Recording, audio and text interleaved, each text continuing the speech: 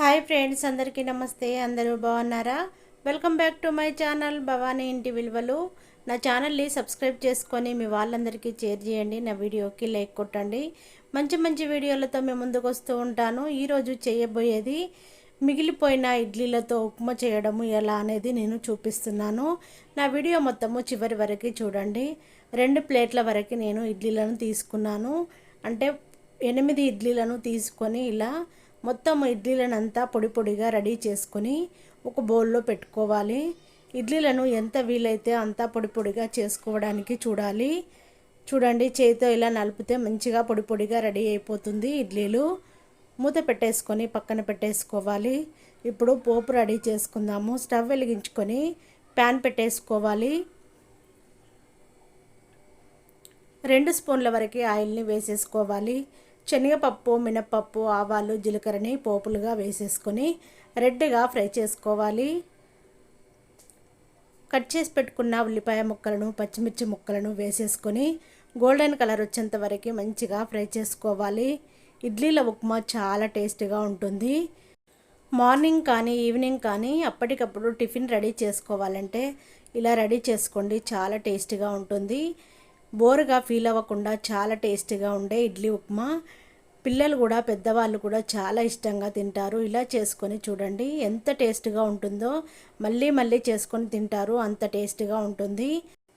పచ్చిమిర్చి ముక్కలు, కరివేపాకు, ఉల్లిపాయ ముక్కలు మంచిగా ఫ్రై అయిన తర్వాత 1/2 స్పూన్ వరకు సాల్ట్ని వేసేసుకోవాలి. సాల్ట్ను చూసి వేసేసుకోవాలి. ఇడ్లీలకు కొంచెమే సాల్ట్ పడుతుంది. సాల్ట్ను చూసి వేసేసుకోవాలి. మొత్తము మిక్స్ అయ్యేలా కలుపుకోవాలి.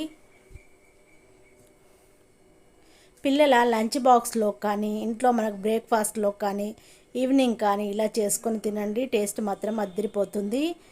పొడి పొడిగా చేసి పెట్టుకున్నాం కదా ఇడ్లీలని, పొడి పొడిగా చేసుకున్న ఇడ్లీని మొత్తము వేసేసుకోవాలి. మొత్తము మిక్స్ అయ్యేలా కలుపుకోవాలి. లో ఫ్లేమ్లో పెట్టేసుకొని ఒక 10 మినిట్స్ వరకు మంచిగా ఫ్రై చేసుకోవాలి. పొడి పొడిగా చాలా టేస్టీగా ఉండే ఇడ్లీ ఉప్మా రెడీ అయిపోతుంది. చూడండి, ఎంత వీలైతే అంత పొడి పొడిగా మనము ఫ్రై చేసుకోవాలి.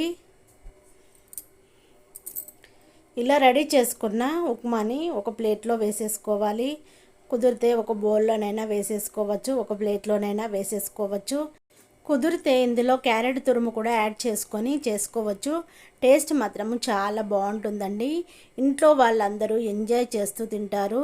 సన్నగా కట్ చేసి పెట్టుకున్న కొత్తిమీరను వేసేసుకొని మొత్తము మిక్స్ అయ్యేలా కలుపుకోవాలి. మొత్తము మిక్స్ అయ్యేలా కలుపుకున్న తర్వాత సర్వ్ చేసుకోవాలి. చాలా టేస్టీగా ఉండే ఇడ్లీ ఉప్మా ఎంతో ఎంజాయ్ చేస్తూ తింటారు. మీ పిల్లలు కానీ, మీ హస్బెండ్ కానీ, రిలేటివ్స్ ఎవరైనా ఇలా వచ్చినప్పుడు చేసి పెట్టండి. టేస్ట్ మాత్రం అదిరిపోతుంది. నేను చేసిన ఇడ్లీ ఉప్మా నచ్చినట్టయితే మీ వాళ్ళందరికీ షేర్ చేయండి. నా వీడియోకి లైక్ కొట్టండి. నా ఛానల్ని సబ్స్క్రైబ్ చేసుకోండి. బెల్ సింబల్ వస్తుంది, దానిపైన క్లిక్ చేస్తే ఆల్ అనే ఆప్షన్ వస్తుంది. Thank you for watching. నేను మీ భవాని.